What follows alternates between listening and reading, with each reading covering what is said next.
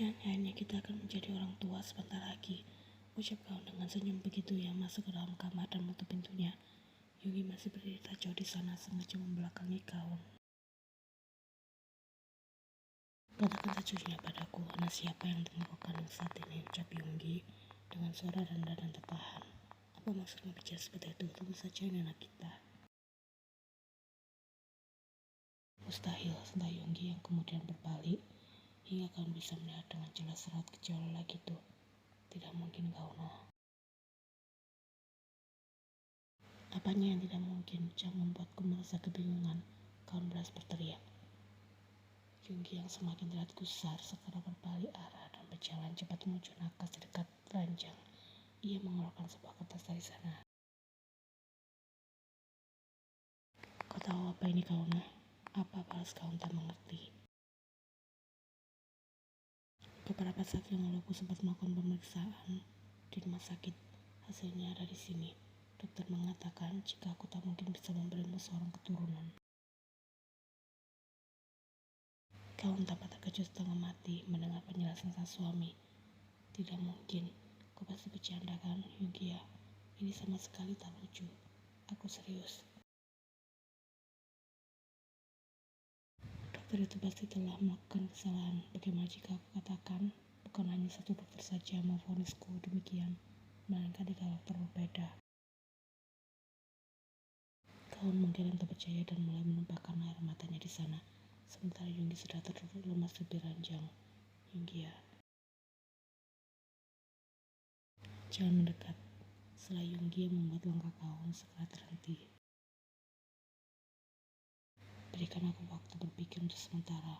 Aku tidak bisa mencerna semuanya dengan akal sehat. Lelaki itu kemudian berdiri dari posisinya dan meraih kunci mobil, kemudian bergegas keluar dari kamar. Yonggi ya, tunggu, jika Gaun berusaha meraih tangan sang suami, namun dengan segera Yonggi tepis. Garis itu mengejar langkah Yonggi hingga ke lantai bawah yang berhasil menarik perhatian Yonggi. Ada apa ini, Yonggi ya? Kau mau pergi kemana? Seru Yonggi yang tadi bersama Yonggi. Lelaki itu tak pergi meninggalkan rumah dengan langkah tergesa. Kunci segera menahan tangan Gaun yang hendak mengejar sang suami. Sudahlah, cegahnya.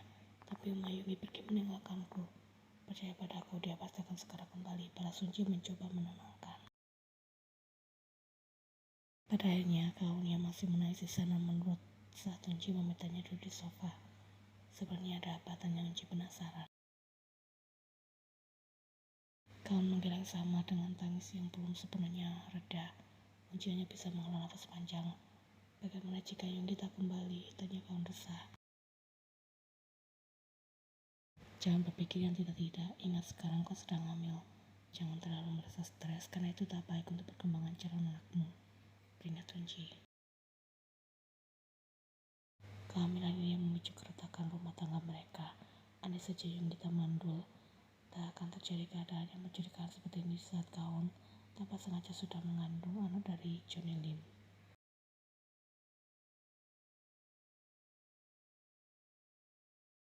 Saat baru menjalankan mobil untuk pergi meninggalkan rumah, Yonggi bisa melihat terjadi sedikit keributan di kediaman Kim hingga membuatnya berhenti sejenak.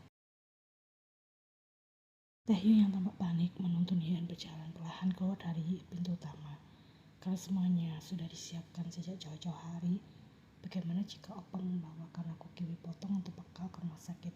Tanya Hyeon dengan raut santai berbanding terbalik dengan sang suami.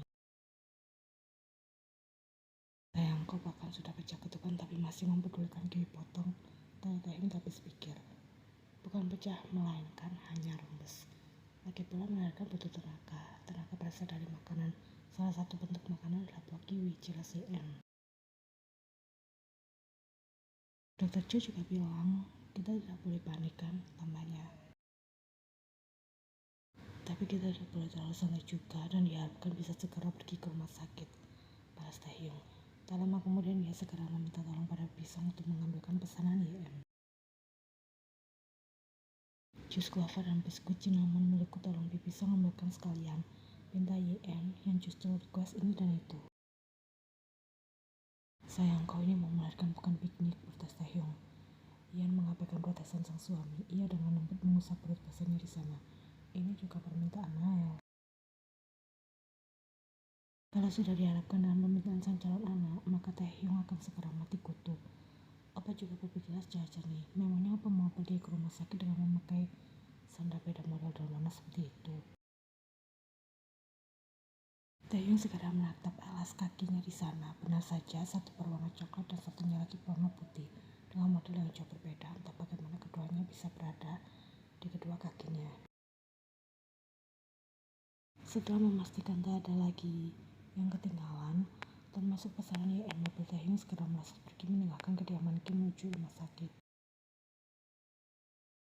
Bayi mereka akan segera lahir ya, Gong Yonggi sendirian dengan tatapan kosong. Sejak divonis mandul, meskipun terasa menyiksa, Yonggi telah membuang segala angan-angannya untuk bisa merasakan indahnya menjadi seorang ayah.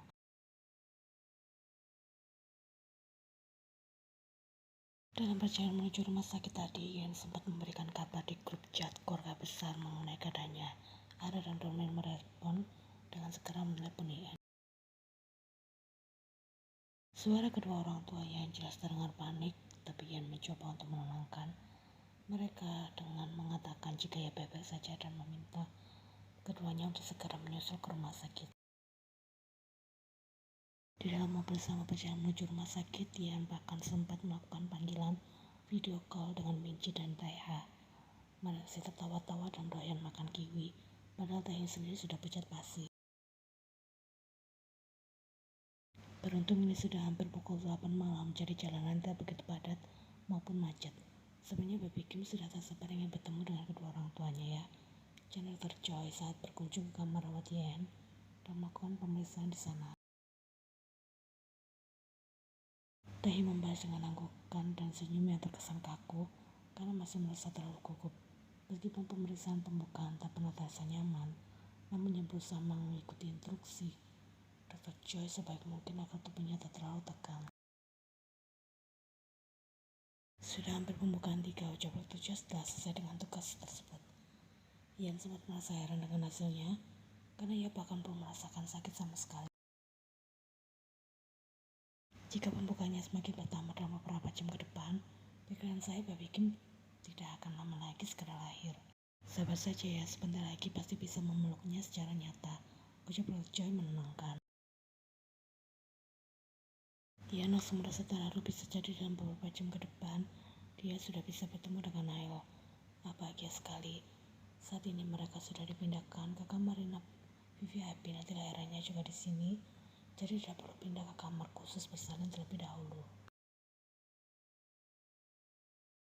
Yen hanya mulai sedikit, itu pun juga hilang dan timbul, ucapnya saat bertelepon dengan Arum di sana. Arum, hebat sekali menantuku ini. Pokoknya jangan sampai patah semangat ya, balasnya memberi dukungan. Yen, iya Uma. Panggilan tersebut kemudian berakhir setelah beberapa saat kemudian, karena Domin dan Nara baru saja tiba dengan rawat tergesa. Kau baik-baik saja, sebuah langsung menuju ranjang pasien. Uma dan Apa bisa lihat sendiri jika aku masih baik-baik saja. Balasnya dengan senyum geli melihat tampilan berantakan kedua orang tuanya. Opa bisa minta tolong belikan Uma dan Apa minuman? Sebenarnya mereka membutuhkannya, pinta Yen. Tidak usah Taehyung, tolak Domin dengan segera. Aku bahkan tidak nafsu untuk minum setelah melihat kondisi putriku. Sebenarnya Taehyung juga sama, ia tak nafsu pergi kemana-mana selain berada di sisi ibu dari calon anaknya.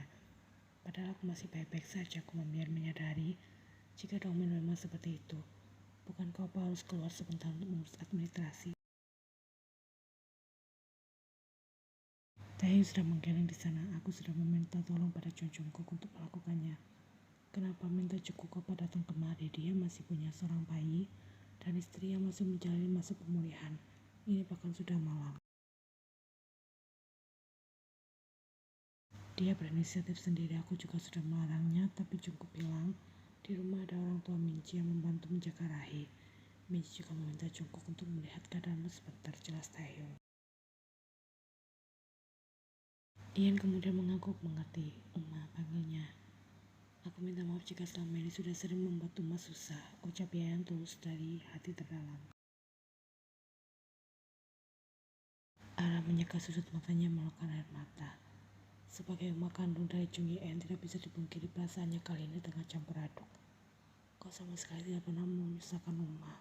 Kau anak Uma yang paling manis di dunia ini, balas Ara dengan air mata mengalir. Apa juga aku minta maaf karena selama ini sudah sering kali merepotkan. Kau minta membalas ucapan Yan melainkan langsung memeluk erat sang putri di sana dengan tangis yang tak lagi ia tahan. Memasuki pekan 6 pada pukul 2 malam, Yan baru mengetahui rasa kontraksi itu seperti apa. Dia sudah menggila dan menyiksa sang suami tanpa sadar. Jangan remas yang info sayang, pegang erat tanganku saja, atau jam rambutku ditatahi dengan segera. Apa pijat punggungku, rengek Yan sudah hampir menangis. Iya sayang, di sini kan. Tahi mengerti selagi rasa mulus itu agak sedikit mereda. Sakit lagi ya, atur nafas. Dia tidak berhenti mengingatkan Yan untuk tarik nafas dari hidung dan buang dari mulut seperti ucapan Dr. Choi. Beruntung Jungkook masuk ke dalam ruang rawat saat alat kardiotokografi menunjukkan kontraksi yang Yan alami mulai menurun. Namun ia tidak akan berselang lama karena intervalnya sudah semakin cepat. Lelaki itu membawa 3 cup minuman coklat hangat, sebenarnya ada 5, tapi 2 diantaranya sudah diberikan pada Domin dan Rara yang sengaja menunggu di luar ruangan. Rara sendiri baru saja keluar beberapa menit yang lalu karena merasa tak tega melihat kondisi sang putri yang tengah menahan sakit. Sementara Domin bahkan tak berani mendekat dan lebih memilih menunggu di luar sembari tak henti-hentinya berdoa demi keselamatan anak dan calon cucunya. Untuk Yan, ucap Jungkook singkat sembari meraih 1 cup miliknya sendiri. Lelaki itu meringis ngeri melihat kondisi Yan yang agak berantakan dan terlihat lelah, baru menyadari jika pilihan untuk melakukan operasi persalinan bukanlah sesuatu yang buruk, karena ia tak perlu melihat Minji merasakan kesakitan seperti itu. Apa Yan baik-baik saja? Kumam Jungkook merasa iba. Aku rasa tidak, tapi Dr. Choi bilang perkembangannya baik, balas Taehyung. Kalian tidak ingin melakukan operasi persalinan saja? Taehyung mulai nafas di sana. Aku sudah menawarkan hampir setiap 10 menit sekali, tapi istriku selalu menolaknya. Cukup menepuk pundak Taehyung untuk memberikan semangat. Kalian pasti bisa, sepertinya kontraksinya akan segera kembali bergegas menemani istrimu lagi. Cukup yang berdiri tak jauh di sana kemudian pamit untuk segera keluar dari ruang rawat. Setelah mengatakan jika membutuhkan sesuatu, Taehyung bisa langsung meminta tolong padanya di depan saja. Saya makan sesuatu terlebih dahulu, tawar Taehyung selagi Yan masih bisa menguasai dirinya sendiri.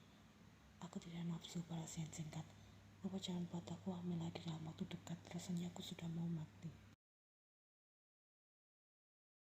Jangan bilang seperti itu, balas Taehyung merasa serba salah. Tak lama kemudian Ara turut masuk ke dalam kamar rawat dan berjalan mendekat setelah melihat kedua mata Taehyung yang tampak berkaca-kaca. Anakku hebat sekali, puji Ara memberikan semangat.